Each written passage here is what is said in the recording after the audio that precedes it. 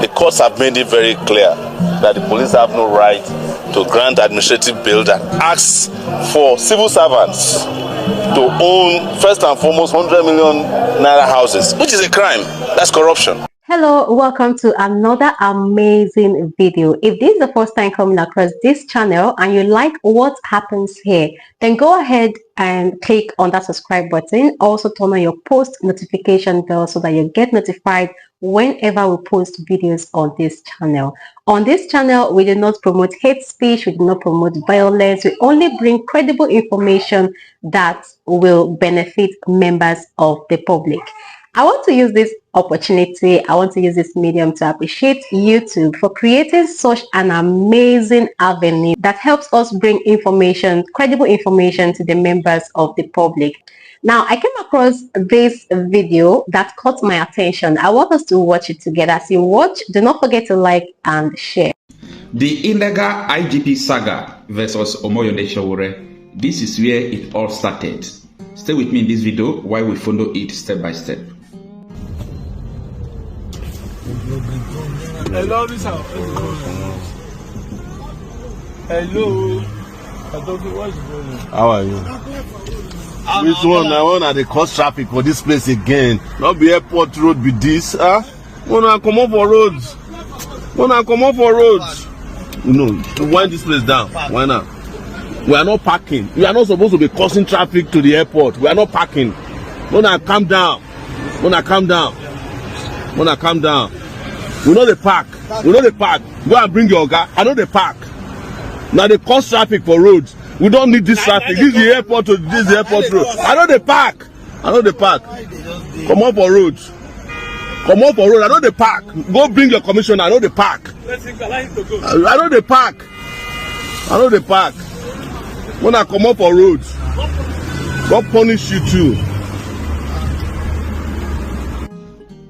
Good evening, everyone. Thanks for joining me in this video. For over 4 days now, it has been a tug of war between Omoyole Sowore, the leader of Revolution Now movement, and the Inspector General of Police, Mr. Agbatokun. Now, there was a video that was trending on the internet. By the way, I posted it in my short videos, where the police was trying to stop Omoyole Sowore when he was going to the airport, and Sowore was telling them, you don't need to block airport road. This is not good. This is not legal. That I'm not going to stop. I should go and call you, Oga. You know, there was, some words that they exchanged to the extent that the policeman, one of the policemen there called Sowore and said, God will punish you. And Sowore said, God will punish you too. So after some days, when the video started trending on the internet space in Nigeria, the office of the IGP invited Sowore, come and explain what happened in this video. So when they got there, they were telling Sowore, this is a crime. So the lawyers that came with Sowore asked them one question: where did this happen? What type of crime is this? So police, they were unable to answer it. And their lawyer advised them that, no, if you go to court, Sowore will win you. So what they did was to file another charge saying Sowore said that IGP is an illegal IGP because he extended his retirement date to 2027 illegally. So that is what is going on. But there are a lot of things I want us to discuss in this video. So let's follow it one after the other. Stay with me. But I want to ask you the logicality of the level of madness that goes on in this country. Okay. Please, maybe because a lot of people say we are mad in this country. Maybe you can make sense of the madness. How can you bring a man in for a case of a video, and now you have gone to a cybercrime act, and you are saying they abuse the IG, and a court in this country even accepts that in the first place and even accepts it for hearing? Mr. Rufai Oseni, you don't need anybody to tell you that everyone living in Nigeria is not normal. So when you said that we are all mad, I think it's a normal, word to use to describe the kind of mentality and situation we find ourselves in this country. Okay, so it's not normal for you to invite someone. Oh, we saw a video that is trending on the internet. Come and explain yourself. And the person got there and you started talking about illegal IG. Anyway, as I said, we are following it step by step. This was the response of Omoyole Sowore after the first day at the court. I rejected the administrative bail of the police because I cannot, in good conscience, continue to participate in illegality. The courts have made it very clear that the police have no right to grant administrative bail that asks for civil servants to own, first and foremost, 100 million naira houses, which is a crime. That's corruption. And to stand bail for me, who is an employer of labor. I'm a publisher of an internationally renowned news website. I have people who are hired in Nigeria and abroad. I'm not a civil servant. In fact, I'm an uncivil citizen who is against all kinds of corruption, and I've spent my entire life fighting against corruption. So to now ask me, to insult me that I should provide a level 17 director who had not, who had not gotten employment when I was fighting for democracy in 1992, to now ask the president to come and stand shorty for me is the biggest insult. Section 367 of the police regulations prohibits the filing of a charge of this nature by a police officer who is using the instrument of his office as a tool of settling personal vendetta. The said section 367 of the police regulations prohibits the IG from using his office. This is an abuse of prosecutorial powers by the police. This charge, we repeat, should never have been in the first place. And this charge must be withdrawn by the AGF. We will ensure that we raise the appropriate petitions to the office of the AGF. Section 174 of the Constitution vests in the AGF the power to prosecute and undertake all criminal prosecutions in the country in the AGF. All right, that was the first day at the court. That was yesterday. And today, what happened? Sowore was granted 10 million naira bail to bring another person who have a land in FCT that is equivalent to 10 million naira again, that he should also leave his passport. And this is a bail condition that I don't think Sowore will adhere to. Now, a lot of people are looking at it that this is Sowore. They are targeting him. No, they are not targeting him. They are targeting every one of us. That Sowore said that IGP extended his time after his retirement, that is illegal IG. If that is just the reason why they are doing that, meaning we are all in trouble. Because one day they will pick us one after the other because of, statements that we have made so far.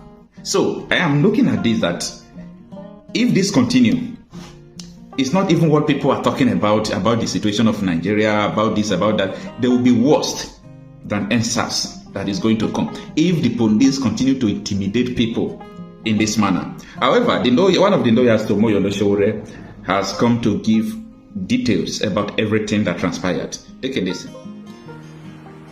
Well, you see, Mr. Sowore was invited via a WhatsApp message by the police, the office of the DIG Ladanchi, for interview over a video he allegedly posted on his social media handles, where he apparently he exposed corruptions and refused to what they call obey lawful orders by policemen.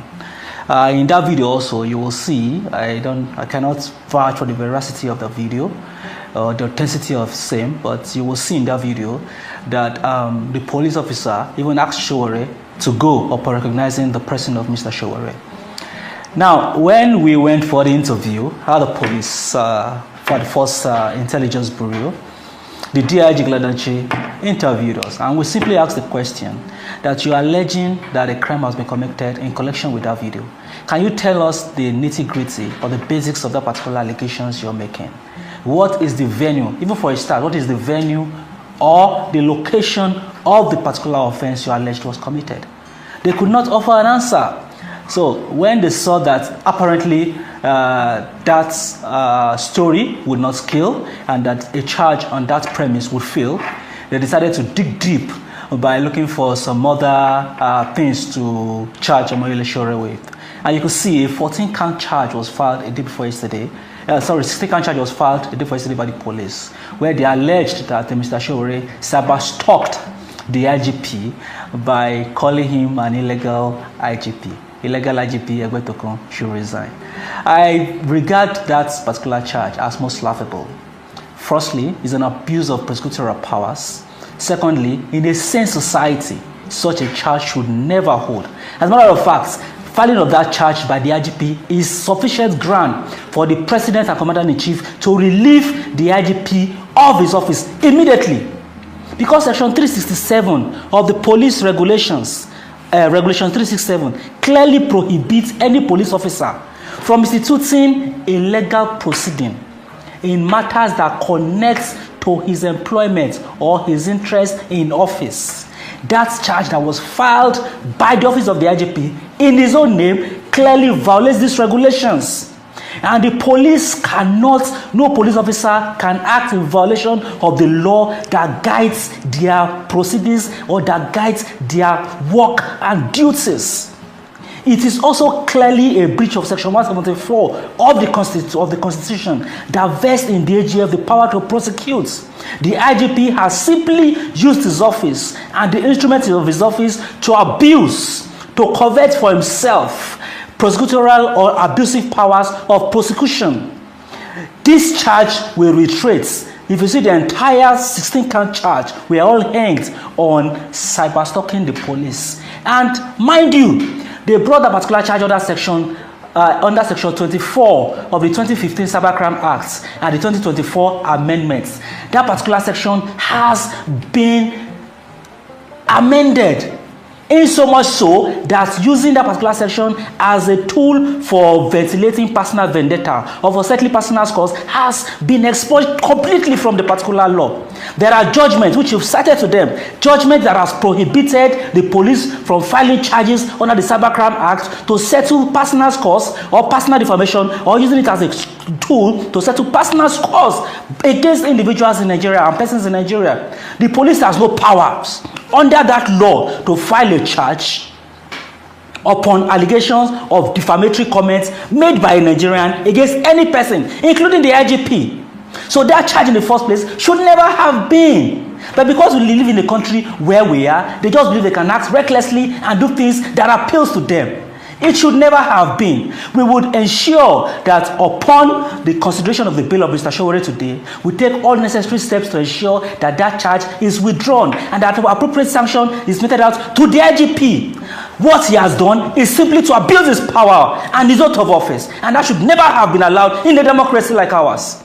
You see, it's so sad that, you see, the idea of criminalizing free speech in this part of the world is something that should never have been. The world has moved beyond these relics of colonial laws that the British introduced to this country to impugn on civil liberty and the right to freedom of speech. The entire world today, Nigeria is the only country, I think in Africa, or even in the world today, where you see that the police has made an attempt to criminalize free speech in the country. The right to speak freely includes the right to say things, including that which you find very offensive, including the right to say things which you find not appropriate, including the right to say things which you find offensive. If somebody says something to you which you do not like, the only action known in a civil society, or the only actions that is available to you, is to file a suit under the thought of defamation. But unfortunately, the Nigerian police, for whatever gains they intend to benefit from this particular cybercrime act, has retained the power, wrongly quoting section 24 of the act to include the right to criminalize free speech. Globally, as a matter of fact, it has even been stated and held in several authorities and in several judgments by the court in the land that the right of Nigerians to dissent, to air their opinions on matters of public importance, is a right that derives directly from the Constitution, and that the police or the government or persons that occupy public office has no right to use the instrumentalities of the Cybercrime Act to annihilate and oppress persons or the media who engage in this right to freely criticize the government or government policy. Thank you so much for watching, and please drop your contribution, drop your opinion in the comment section. Please do it constructively, you know what I mean by that. And do not forget, if you haven't subscribed yet, go ahead and do that. Like this video and also share. I'll see you in our next video.